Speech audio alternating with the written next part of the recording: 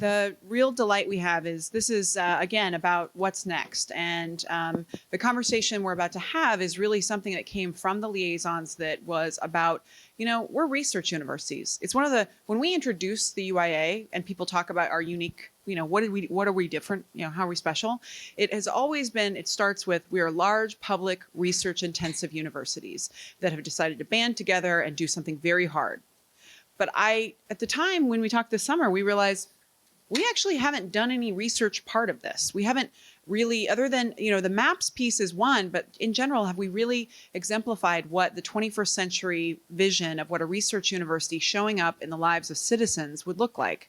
And so what we have today are 4 examples, provocative ideas for you to think about your campus. We say we're a research university and that means we're doing research, but what is the future of a research university? How should we be meeting people? Should we expect them to come to us?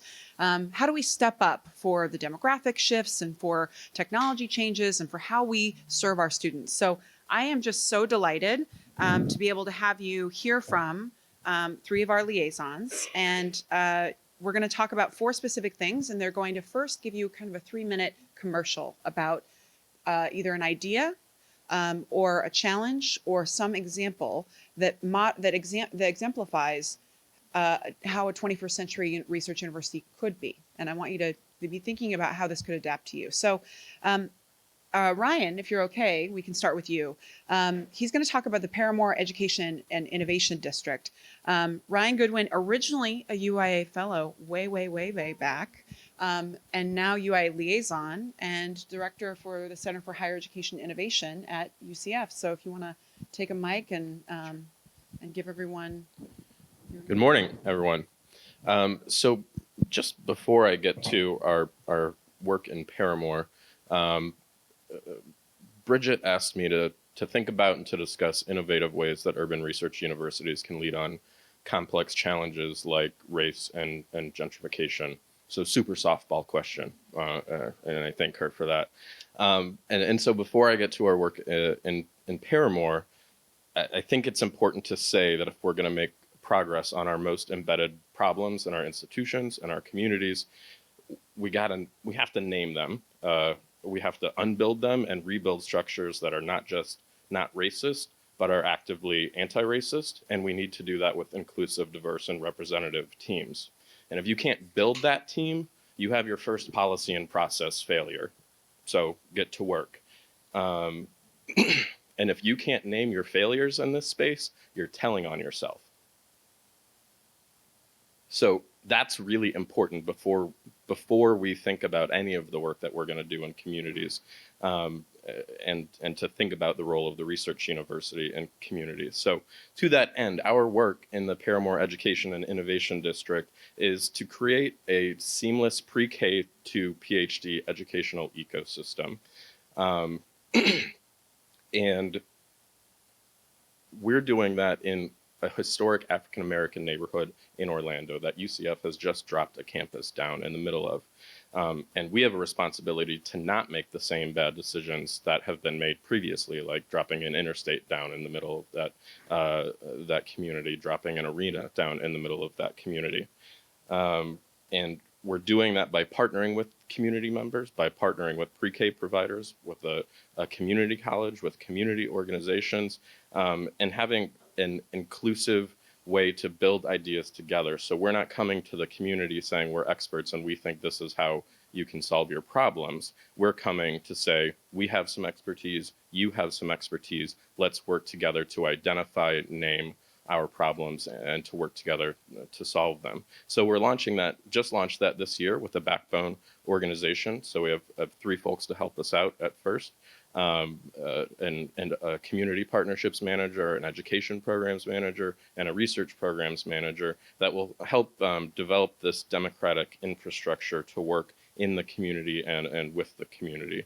In addition to that backbone infrastructure, we're launching with 2 programs, and we expect to have several more over time, but those initial programs are super community focused. So one is a contextualized GED bridge program in which we are working with the community members, with neighborhood association presidents to do outreach to identify adult learners in the neighborhood who want access to a post-secondary opportunity and who we can help bring them into the fold, starting with GED bridge programs that are linked to areas of workforce need in Orlando, advanced manufacturing, healthcare areas, leading with 4 or 5 areas. And the goal is to help folks earn that GED, get them into a credential, whether that be an AA, a certificate, a BA, whatever it may be,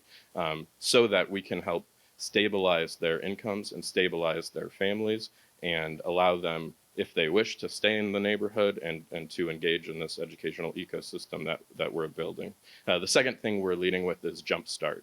And that's sort of a one-stop shop in which we are reaching out to members of the community.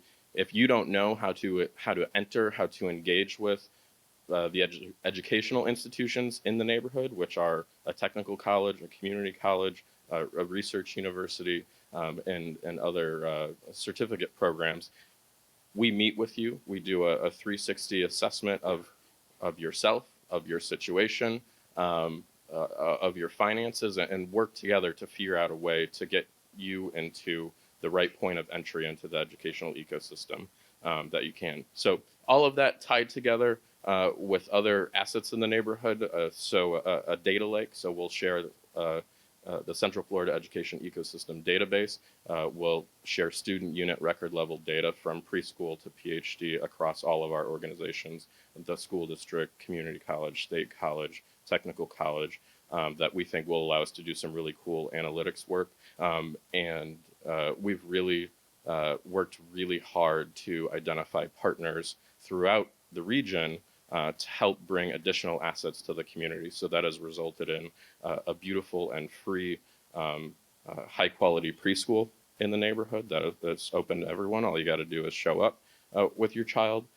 Guaranteed free college tuition, including cost of living, to any Florida or of equal to the value of any Florida public university, and a new community school that includes a built-in health clinic, dental clinic that offers free services to students and to residents. So thinking holistically about these things and doing it in tandem with 5 areas of concern for us, which are education, healthcare, workforce, safety, and housing. So happy to talk more about all of those things as we move along. But for us, naming these things and identifying where opportunities and where challenges are, and thinking holistically about a person rather than a student, we think is a really important role for a university, especially an urban research university, to play in helping to support and improve place. That's great. So think about what community, where is there a place in your state that your campus could show up differently in that kind of an innovative, dynamic way, and what would that look like? Susan, would you be willing to share with us? We were going to, Dr. Susan Klusmeier is the interim vice provost for undergraduate studies at the University of Kansas. She's our liaison. We are delighted to have her. And she's going to be talking to us about financial retention, something that we've been really pushing on, but we have had a hard time putting our arms around what exactly it might look like, and especially what a research university could do. Good morning, everyone. So one of the things that I have really enjoyed about our conversations over the last 2 days is really this theme of financial retention and some of the challenges that our students continue to face when it comes to their finances while they're at our institutions. And one of the reasons we started to do some of this work at Kansas really came out of the things we were finding as part of the MAPS project. Our advisors kept saying, we continue to hear from our students that finances are a challenge while they're here, whether it's a gap, whether it's an emergency situation.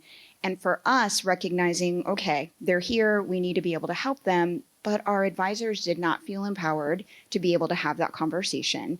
They definitely trusted their financial aid colleagues to help, but they still felt like there was more that we could do. And so really thinking about some of the things we've heard this morning, it's really that question of what do we know about our students when it comes to their finances at our institution? I think it's really easy to say across the board, across all types of institutions, students are facing financial challenges, but what do we know about our financial challenges? Because they're not going to be necessarily the same, and it's not going to be the same problem. And as we think about how we're serving our students at our institutions, which are often students from our communities that it's our mission to serve them. What are some of the things that we can be communicating back then to our policymakers, to our leaders, to really advocate for addressing these particular needs? So one of the things that we did at Kansas is we identified a staff member to serve as our financial retention coordinator. And you think this person really, that title doesn't do the work that she does justice, because really what she is she's my financial retention strategy person. And her role sits not only within undergraduate studies, but also within financial aid. Because what we have found is, and I'm sure many of you experience this, the common thing we talk about is, I want to help my students, but I don't know a lot about financial aid. I also hear a lot of faculty and staff say, man, if I knew how to fill out a FAFSA, I would be more than happy to help you figure it out. So I feel your pain, right? And that doesn't help our students feel better. It doesn't help them figure out really what the challenge is. And so what I'd love to see us all think about is, how do we not only train and educate, but empower financial conversations to be more part of the student service conversations that we're having, that it's not just, oh, let me hand you off to my partners in financial aid to help. Yes, I think they can help, but I don't know that financial aid is always the answer for the particular financial challenges that our students might be facing. One of the other things that I'll just briefly mention before moving on is, we also started to look at where were some of the disconnects in how we were communicating with our students. We've heard a lot over the last couple of days of how decentralized many of our institutions are, and it's no different when it comes to how we communicate with students about the financial resources and services that are available on our campus. Emergency aid has been a big area of need for our students, whether that is the life situations that happen, or even just the unexpected changes in family situations where they need funding. And that is one of the things for us as we did the completion grant that we really started to identify is, it's truly emergencies. But when we say emergency, what do we mean? Is that the same thing that a student is interpreting an emergency as?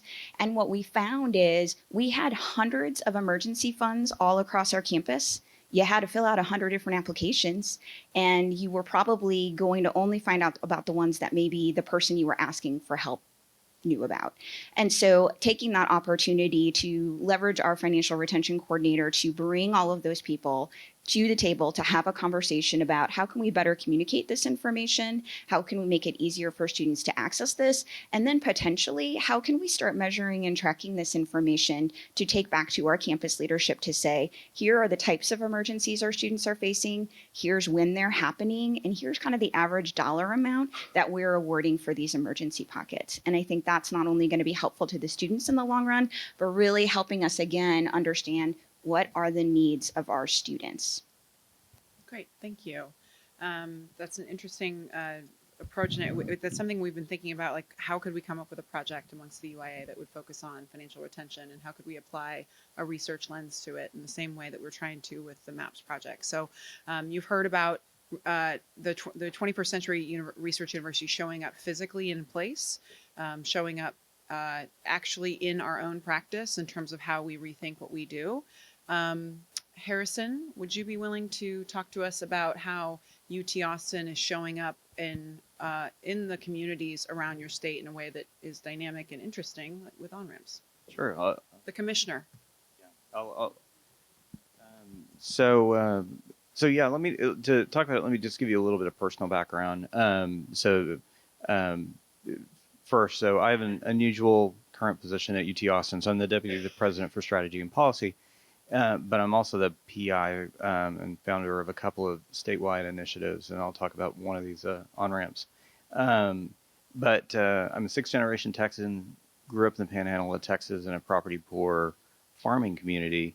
I didn't really have much of an idea at the time about how the resources that were available in my high school would affect the kind of opportunities available to me. But, I ran out of math to take after my junior year of high school. We didn't have an APE. We didn't have a dual credit, that kind of thing. So when I got off to college, I had won academic awards and I felt like, I was a pretty smart guy. And then all of the sudden I realize that I'm sitting next to kids who had 2 years of AP calculus. I'm getting back like the first D I'd ever seen in my life on my first paper grade, weeping bitterly.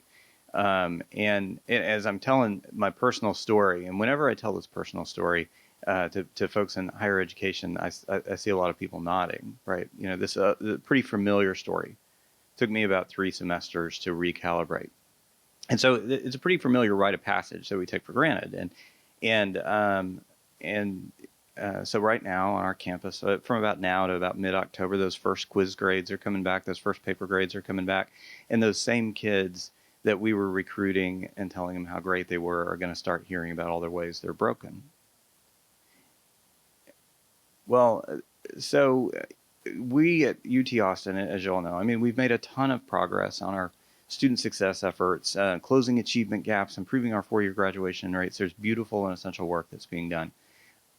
What's always troubled me is a lot of that's triage. A lot of that is sort of we're sort of doing emergency care, and we're doing it in a high stakes environment. So what if we could get to the students earlier, right? So what if we could actually eradicate that misalignment of expectations between high school and higher ed? So I founded this program in 2011 called OnRamps. OnRamps it's a kind of dual enrollment program. We redesign versions of our entry level courses, and we partner with high schools. Now what's different with what we're doing compared to a lot of dual credit programs is the students actually enroll in 2 courses. So there's a high school course that we developed, and we partner with the high schools. We actually make the teacher affiliates of UT Austin. We bring them on our campus. They get like 100 hours of professional development in their first year. They get ongoing coaching and support. They're using our resources. They're connected to our faculty, but they're the instructors of record only for their high school course. And then simultaneously, we enroll the students in a distance ed course that's taught directly by our faculty. Some of our very best faculty, same kinds of graders that we would use. We have armies of graders at UT Austin and now across the country who are working with us on this. And so the student might, on the same paper, with some assignments that are going to be common across the course, across these 2 courses. Same paper, your high school instructor might give you an A. Your college instructor might give you a C. So what we're trying to do is give students the opportunity to recalibrate while the stakes are still low, right? But so before they've taken out debt, before they're worried about washing out of their program and going to be on academic probation, and while they still got all of those support structures still around them. So y'all would think of this in this group, we would think of this as built on a facilitated network model, right? So with UT as the hub, but partnered with high schools, and now actually also partnered with Texas Tech University is a great partner, and Houston Community College is a great partner. And then we're in conversations with other institutions in Texas. So the kids, if they do well enough, they can earn college credit on the distance ed side. But our mission is not to earn kids credit and try to help them skip through college faster. The mission is to increase the number and diversity of students who could be competitive. So if they would come to UT Austin, or if they come to any of your campuses, then they should know, and we should know, they're ready to do the next thing. And not just because we said so, not just because we got together and agreed about learning objectives, but because we look. So so program launched in 2011. We had 166 students in a single computer science course. This year, we have more than 47,000 students across the state of Texas. We have about 60,000 course enrollments.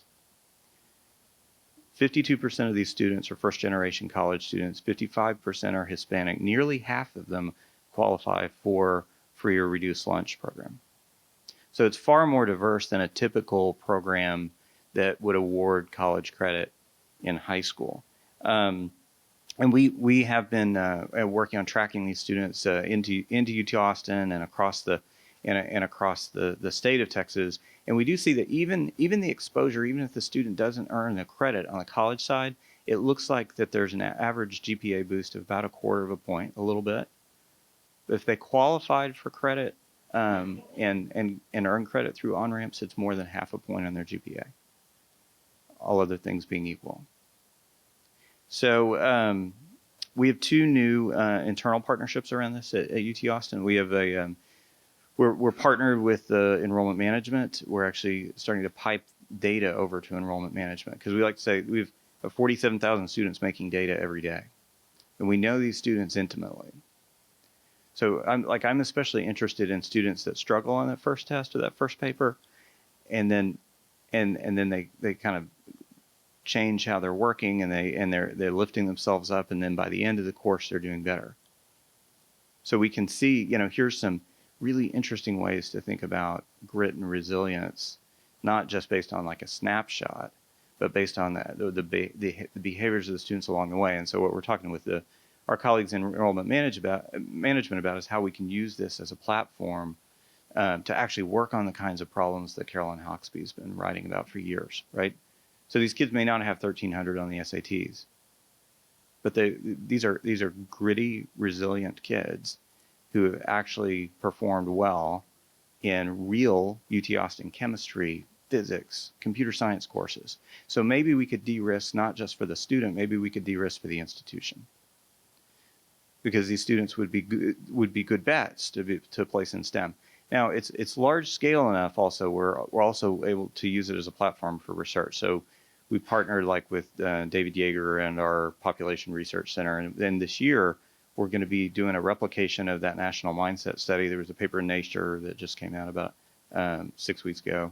So we're going to do a Texas replication. But if you look at that data, like there was a small benefit from these kind of low-cost mindset interventions. Of course, the Michigan State folks have done really beautiful work on this for years. But what they saw when they did it with adolescents is it was lumpy.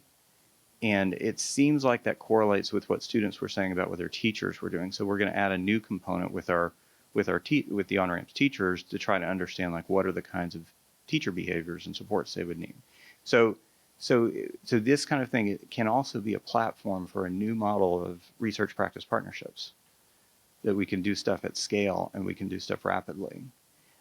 So in general, I mean that was more than 3 minutes, but in general, it was.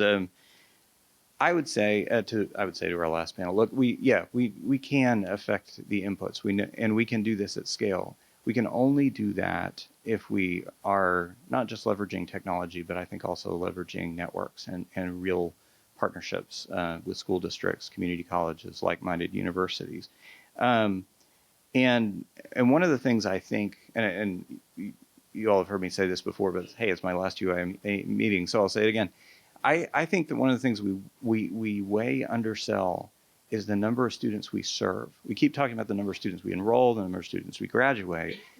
Each of these institutions in this room serves far many more students within our states, across the nation, than we could ever possibly enroll on our campuses. And so that's another thing that I think that we need to consider. I mean, all our OnRamp students, UT Austin isn't going to enroll another 10,000 students, right?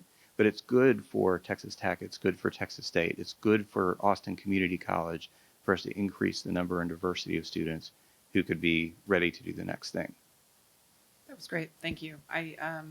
You're trying to think about how we talk about our work and reframe and get our arms around all the students that we're serving. So now you've heard also about an intractable problem that affects your institution, but not just solving that, also solving other people's problems, professional development, creating a pipeline for others. So how does a research university show up in that space? And the last, but most not least, is Sukhwant, who is from now Arizona State University, who we had long wanted him to join the UIA. We finally stole him from Portland State. And now he's the Vice Provost for Innovation and Student Success at ASU. Is that correct? Some version of that. But he's going to talk to us about a provocative idea of reframing the learner. Thank you, Bridget. So my name is Sukhwant Jhaj. I serve as Vice Provost for Academic Innovation and Student Achievement and Dean of University College. And I want to talk not so much about just simply reframing the learner, but the work that I've been tasked with recently. So I've been asked by the president and provost to redesign this college we call University College. And to do that, as a designer, you need design principles and some things that can guide your thinking. And I would like to just briefly outline them here. This is a formative space, and I'd love to share them with you. So I have notes because I don't want to butcher the quotations. Every system is perfectly designed to get the result it gets. We have seen this before, but it is really something worth reflecting on as we think about the slide Tim shared yesterday about the educational attainment over the last, I think it was 50 years in the country. Every system is perfectly designed to get the result it gets. So if you want to get different results, we need to design a different system. I think that's a reflection worth having. So what does it mean in this context? So we need a new concept of what the next generation university is. And at ASU, there's an active conversation led by the president on the notion of a national service university, but reconceptualizing the very purpose of what our institutions do. That's one way, I would say, of thinking about that. The other is to think about where we in some way, the term failed is a terrible one in this case, but I'm limited in my word choice at this moment. If we look back 20, 25 years, within, let's say, UIA, or even in our own institutions, and look at the students who never graduated from our institution and from anywhere else, I'm sure that number would be over 1 million students. I'm speculating. I would love to find out where we are. What responsibility do we have as designers of this system towards that group of students?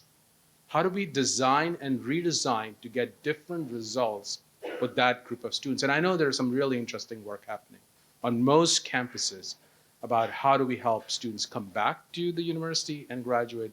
But I would like to extend in some way that time frame in which we are thinking.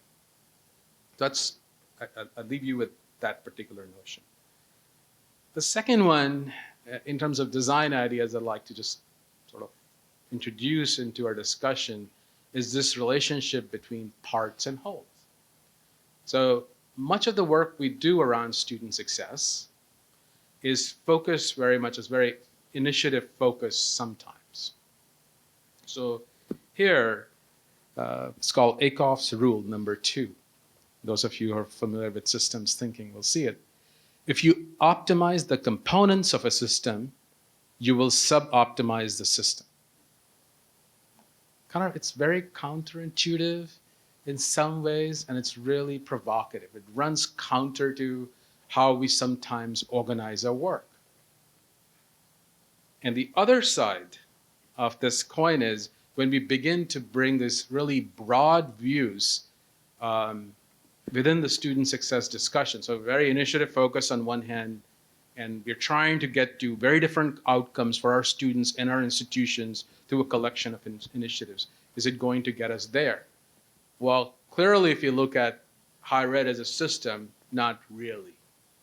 At institutional level, maybe, but we don't really know which of our initiatives are having what kind of impact. So there's, as a collection of research university, this is a very rich area for us to work in. But the converse is also true. We apply a different management perspective, I would say, to a work around student success and the design of initiatives, and that is the view that is framed largely by retention rates, graduation rates conversation, and reducing it down to the level of initiatives. When the design of specific, like somebody, let's say, running a tutoring center has to demonstrate the efficacy of what they're doing within that management context. This kind of thinking had infected, I would say, American industry for a long time with really poor results. We need to come up with systems of measurement and thinking and effectiveness that are tied with the work that is happening on the factory floor. So again, this relationship between whole and the parts, I think, is a rich area for us to think through and work through. And lastly, as we design, or as these are things that I'm thinking through in terms of design of services and design of this college, how do we move from a thinking that is reactive, from one size fits all, that is institution-centered, that is paternalistic, and that is volume-based, to one that is proactive and predictive, that is personalized, that is platform-based really for this emerging ecosystem of learners, that is participatory both for the employees and for the students in terms of both learning and in the design of services, and that measure itself based on the value it creates for the students. So let me repeat, from reactive to proactive and predictive, from one size fits all to personalized, from institution-centered to a platform thinking really, from paternalistic to participatory, which gives a role for both employees and students in the design of both the learning system and the service system, and one that is focused on volumes, value of students. So those are my design considerations in some ways. Really, the key challenge that University College is focused on is a shift from thinking about students, those are people who come to our institutions to get credentials, to learners, which is a much broader group of people, including many who would be coming to us in the next decade or next 15 years as their work changes because of AI and artificial intelligence and those kinds of things, or others who are coming to us because they are part of this large group of students who have failed to earn credentials, adult learners that mention was given before. How will they come back, and how will we design pathways for them? So I'd like to add that to the mix today and see where it goes. All right. Well, I really appreciate that. So Sukhwant, very thoughtful per usual. So I think that I want to first start off by asking, we asked the earlier panel, what should the UIA do in the future? And what I want to hear from each of you is either you can comment on the topic that you've raised or one of your colleagues. What would you like to see from the UIA institutions that would actually demonstrate the kind of leadership that each of you talked about? You talked about actually being intentional in our projects and practice so we move the field forward, rethinking and questioning everything, thinking differently about how we show up in communities. So what kind of work should the UIA in the next 5 years, 10 years, or these institutions, what should we do that would actualize that challenge, that would really deliver? And so, Harrison, you picked up the microphone, so I feel like that's a signal. So the UIA is at this inflection point. I mean, I like there's this concept of more of a university innovation network that's been floated and is still kind of being chewed on. I like that. I like that general concept. I mean, kind of picking up on the kinds of design principles actually that ASU is considering. Like how do you take sort of and think about this as a not just a robust contained community of practice, but start to think about it a little bit more as a platform, that is going to be, to use the last panel's word, intentional about building capacity in institutions to be able to work on these issues, and I think in that also, I mean, just to throw it out there, moving away from so in the early days of the UIA, it was closely connected to funders, and I think if as the UIA develops, if it can have a little bit more independence, and there's kind of revenues generated, and you think about sort of what that business model might be, then that also should enable the funders to see the UIA or UIN at that point as a more effective platform, not just sort of access to channel because we're interested in doing a particular program, in more places, but a sort of larger, more robust network where there's some shared values, there's some shared sort of principles about how people work, maybe even some data sharing agreements that people can opt into, sort of, different versions of and that kind of thing. And it becomes a little bit more of a little bit more participatory. I really like those kinds of design principles. So I'd start there. Okay, that's great. Either the UIA or just the campuses in this room, if they were showing up and being kind of visionary 21st century leaders as research institutions, what kinds of things would you like to see in the future? Brian, in terms of other campuses, maybe replicating Parramore, what would you see? Sure. So higher education has really conveniently extracts itself from the phrase educational system as if we're not part of it. We are. And focusing on education outcomes starting in the last mile of the marathon is super convenient. And I would really like to see my friends in the UIA, other institutions, and the UIA itself think about the pipeline, think about how we relate to the rest of the education system. If we're to improve ourselves, if we're to increase access and to produce more degrees, if we're to diversify, we can't do that starting at admissions. Not going to work. It hasn't worked for hundreds of years. So we have to do better, and that means we have to partner with K-12 schools. We have to partner with communities. We have to work at a much deeper, much earlier level to make the kind of changes that we want to see with ourselves. So that's what I would like to see. And we have expertise to do it. And if we recognize that our communities and our school districts have a different kind of expertise that together can add to each other and to create a more seamless system, we'll move a lot faster towards our goals. Right. Susan or Sukhwant?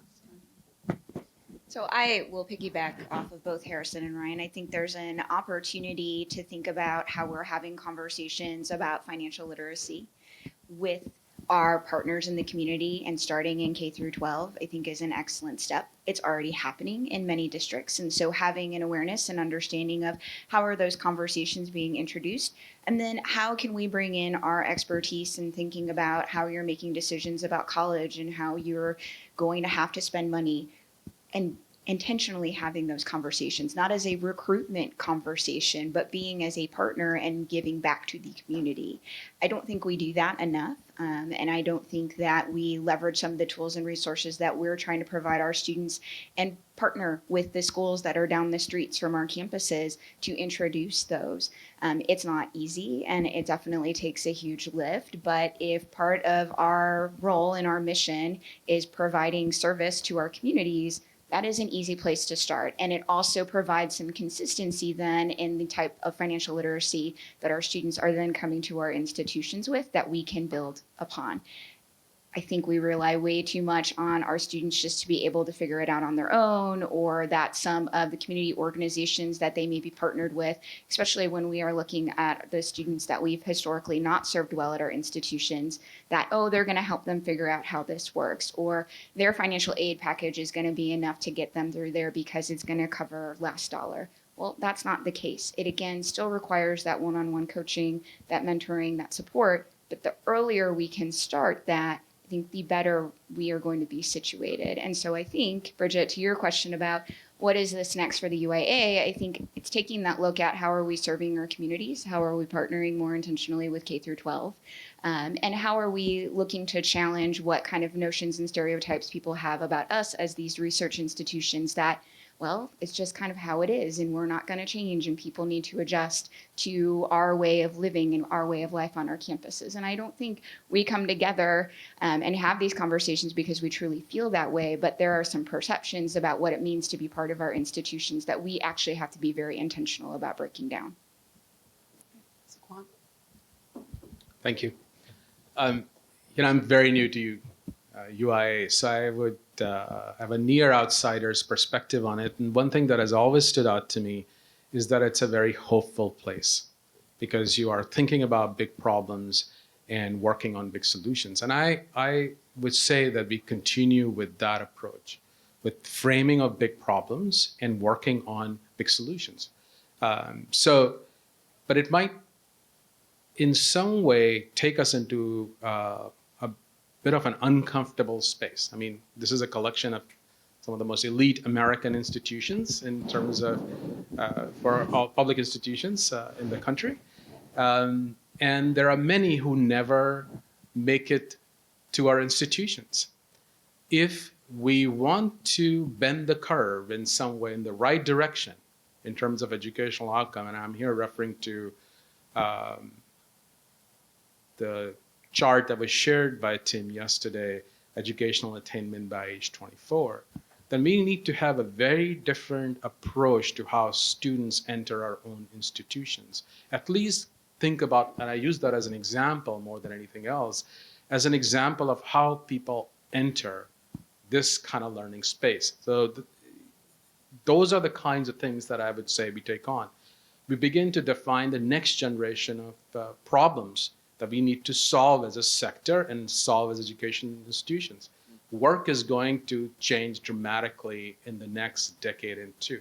There's no going around it. It's very much we're headed in that direction because of application of new kinds of technology, and kind of retraining that is needed is not what we typically provide. Majority of the people who need training will need it between 1 to 6 months. But what is it? A course?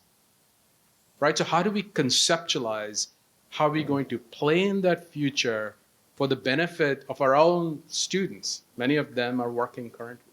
So that's a way, I would say, a problem, but simply an example in this case. Or within our own institution, how would we use technologies like AI and others, for example, and things like academic support, where we can test out some of these ideas and begin to experiment with introducing a very different way of supporting students. So what are our next generation of student support systems going to look like? Our current service architecture is 50, 60 years old. That's when many of these divisions and other things were conceptualized, and American University was being conceptualized. So as we move forward, what would these things look like? And I think places like this, which are hopeful, which have people who actually know what they're doing, they're highly collaborative, are the places where we can answer these questions.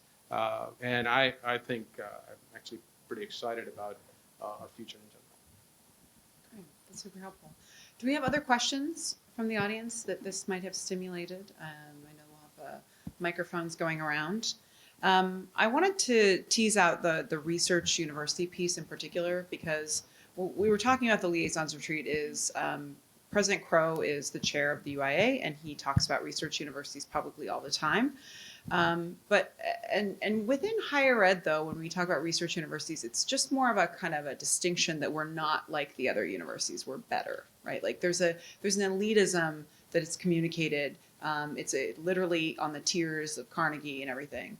But when you're talking about the public,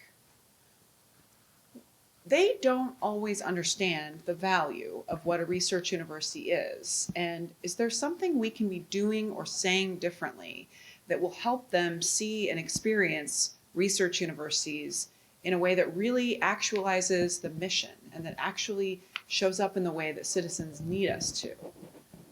That's my question. I saw you move, Brian, so.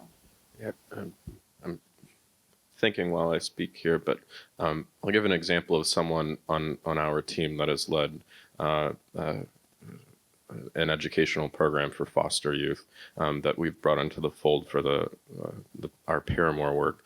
And as she led this program, she was conducting research on these students and the outcomes of these students and their transitions into higher education, and really struggling with how can I do this research that I think is important, but not make these vulnerable people subjects. So she just decided to make them co-authors. So rather than just researching the communities that we need to help, it was figuring out a way for her to say, please partner with me to help shed some light on some things. We'll give you due credit. You'll be an author on the book, and you're going to help me think through this, and I'm going to help provide you the resources that you need to move forward. And that struck me as a really interesting way to think about the work that we do, giving new meaning to participatory research. And I think that example, we can apply it to our own problems generally, and thinking about how students can be partners and rather than the subjects of our work. That's great. And I'm thinking, like Susan, what you talked about, we do all kinds of things in financial aid, and we have so many practices inside our institutions that we actually don't know if they work. We don't actually know if they make sense in many cases, because who's had the time to examine and study them? How would we behave if we really took the research mission seriously? How would we support our administrators who are overwhelmed and can barely get through their day, and they might be doing something that actually hasn't been examined, and the experience of being examined doesn't always feel great? Yeah, I feel very much that way. Sometimes I feel like we take the challenges we have and we look for the big, like, this is the answer that's going to fix everything. And a lot of times what I hear, especially in our conversations in this space, is it's sometimes those simple things. It's those low-hanging fruit opportunities, or just the little things we can do to know more about who we're serving, who we're not serving. And I see opportunities for us to intentionally partner with faculty, right, and use their expertise to understand exactly what's happening in terms of who we're serving in financial aid. But also, again, part of that is relying on the expertise of our colleagues that do that work. Financial aid, and this is not just my institutions, and I've heard other institutions talk about this, but sometimes we don't intentionally partner with them. So we've spent the last 2 days talking a lot about how are we partnering and advising, and how are we, working and breaking down barriers and walls. But then when it comes to the finances, we always kind of stop and say, nope, those are the financial aid experts, they can help you. Or that's the financial wellness people, you need to go talk to them. I'm a Midwestern girl. I was raised not to talk about politics, religion, and finances in mixed company, right? And so I feel like that's very much how we operate in our institutions sometimes, is we don't feel comfortable having those conversations. And so again, just taking that simple step of how can we actually make this part of the culture where we're normalizing these conversations? I don't expect everyone to be a financial aid expert, but then how can we partner with the people on our campuses who are doing the research, who are interested in understanding more about finances, and intentionally connecting them and having collaborations across our decentralized campuses? That seems really simple. We haven't been able to do that yet. And so I think sometimes we often look at those answers and say, well, I mean, if we could have done that, we would have. So maybe it's actually something really more complicated than that. But I would challenge us to think about, are there some opportunities there? The other thought I wanted to add is, thinking about how we actually just really are engaging our students in research opportunities.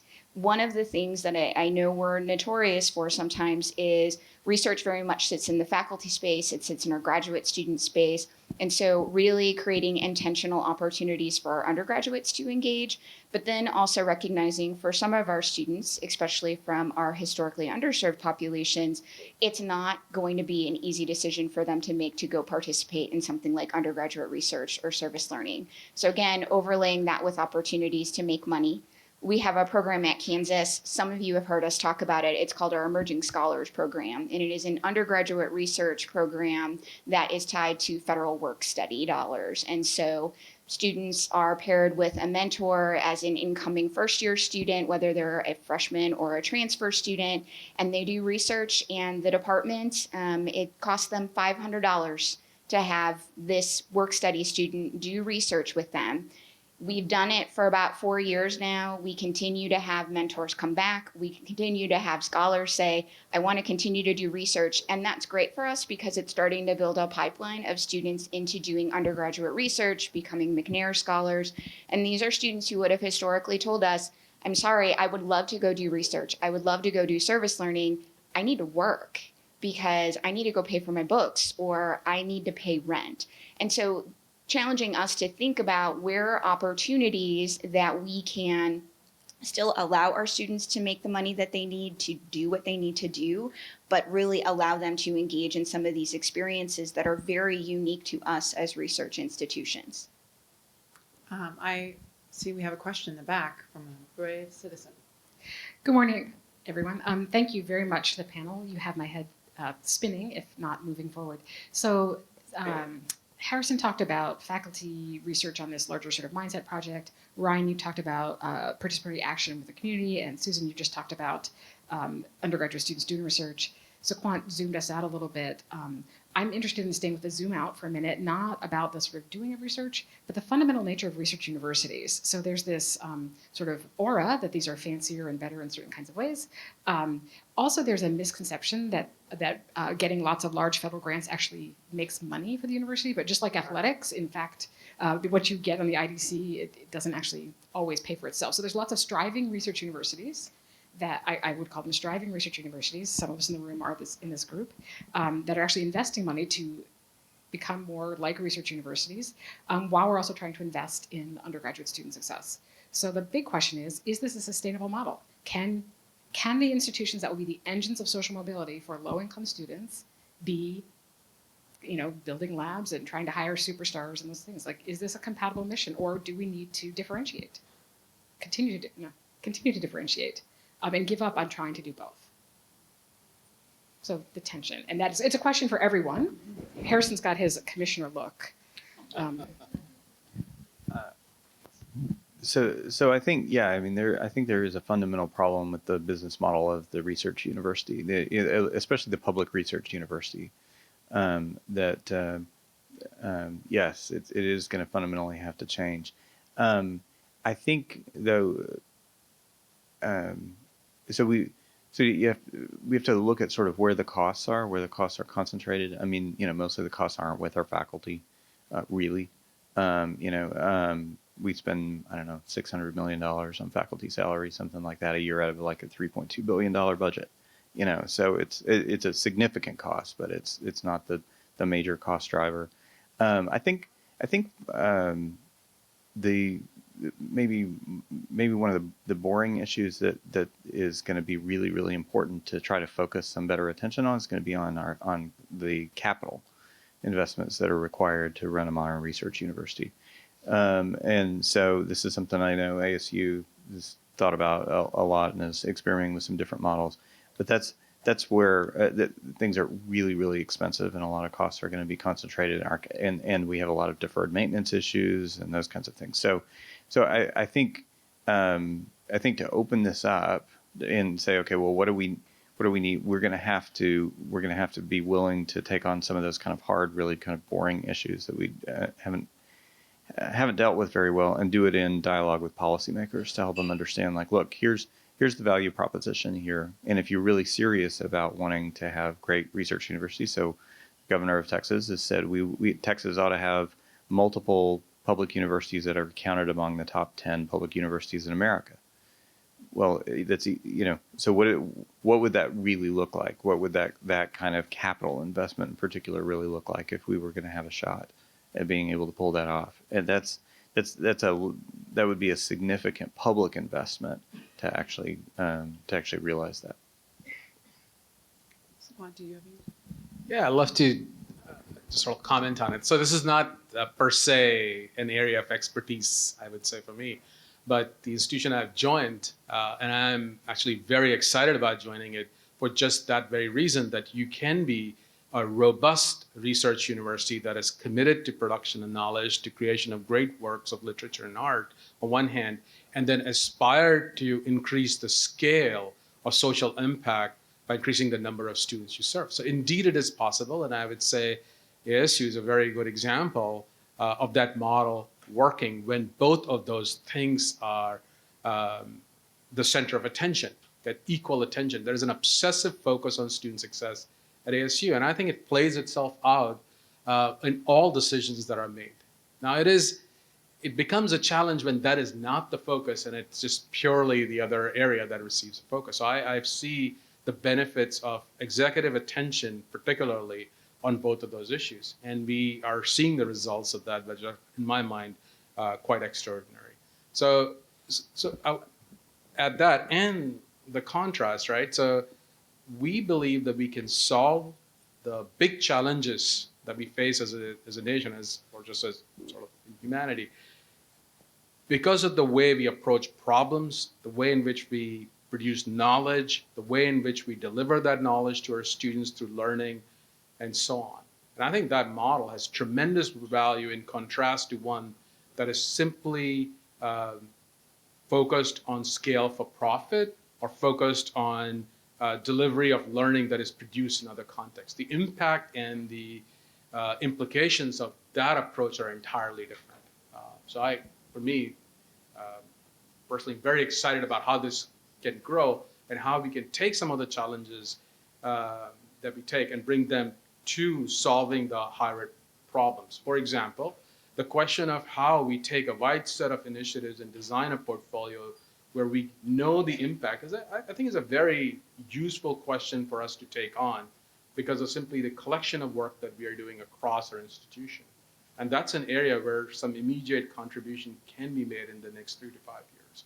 How do we conceptualize initiatives? How do we think about it, and so on? And this might be something that UI has done well before, and because I'm new and I'm just not noticing it, but I wanted to just call that out. No, this has been super helpful. So I wrote down a lot of notes from this, and the goal was to identify what kinds of things we should take up, what kinds of questions we have not asked ourselves, to make sure that we're actually showing up in the spaces we need to.